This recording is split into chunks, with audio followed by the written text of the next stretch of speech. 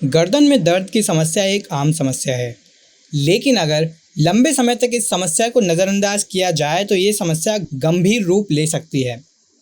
गर्दन में दर्द कई वजह से हो सकता है, मसलन एक ही दिशा में लगातार सोने से, सोते वक्त गर्दन मुड़ने से, नस खिंचने या फिर घंटों तक गर्दन झुकाकर काम करते रहने से।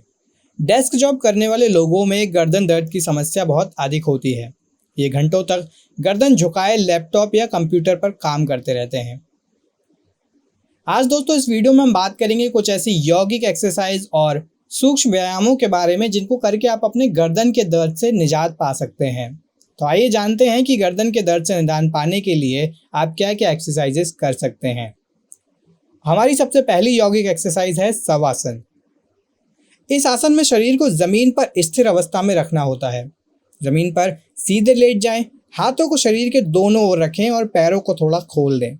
यह आसन सभी आसनों के अंत में किया जाता है और सबसे सरल आसन है।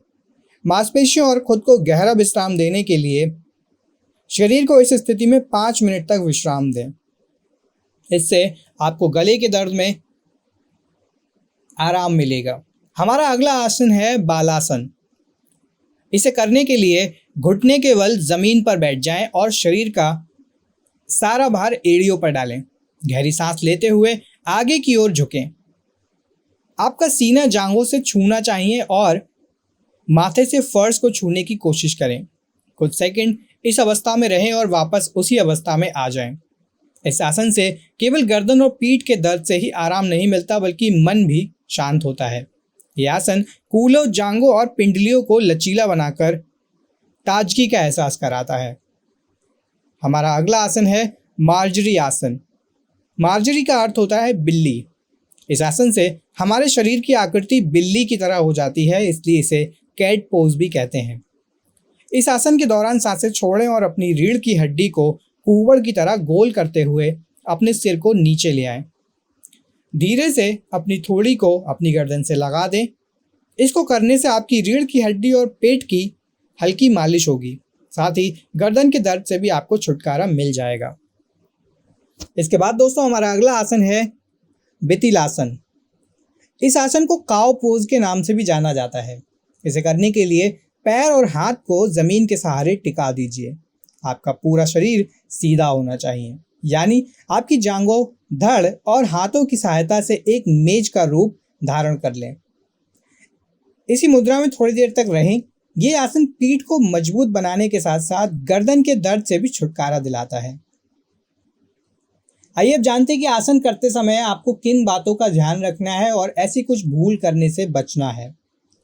किसी भी आसन को करने से पहले डॉक्टर से आपको सलाह जरूर लें और उसे अपनी मेडिकल कंडीशन और गर्दन के दर्द के अनुसार ही करें। अगर दर्द ज़्यादा है और गर्दन को मोड़ने में या झुकाने में दिक्कत हो रही है तो इन आसनों को ना करें और तुरंत डॉक्टर का इलाज शुरू करवाएं।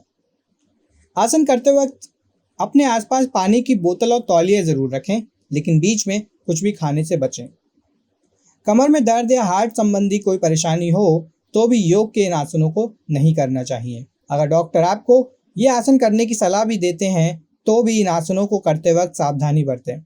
अगर किसी आसन को उसकी निर्धारित अवधि तक ना कर पाएँ तो लोड ना लें, जितना आप कर सकते हैं उतना ही कीजिए। अगर आप इन आसनों को कर पाने में असमर्थ हैं तो आप कुछ सूक्ष्म व्यायाम भी कर सकते हैं। इन सूक्ष्म व्यायामों में शामिल हैं धीरे धीरे अपनी गर्दन को एक तरफ मोड़ें और 5 से 7 सेकंड के लिए उसी आसन में रहें, यानी कि उसी स्थिति में रहें। ध्यान रखें कि आपका जबड़ा पूरी ऊंचाई पर हो।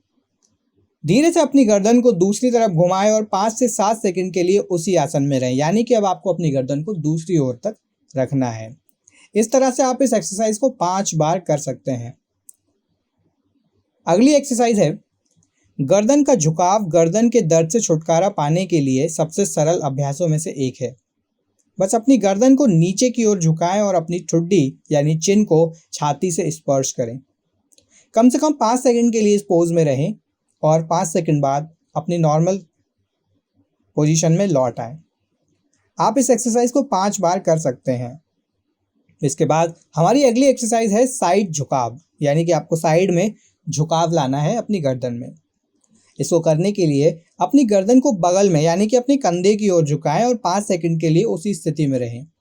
अपने सिर को ऊपर करें यानी कि सीधी नॉर्मल स्थिति में ले आएं अपने सिर को। उसके बाद अपनी गर्दन को दूसरी तरफ झुकाएं और 5 सेकंड के लिए उसी स्थिति में रहें।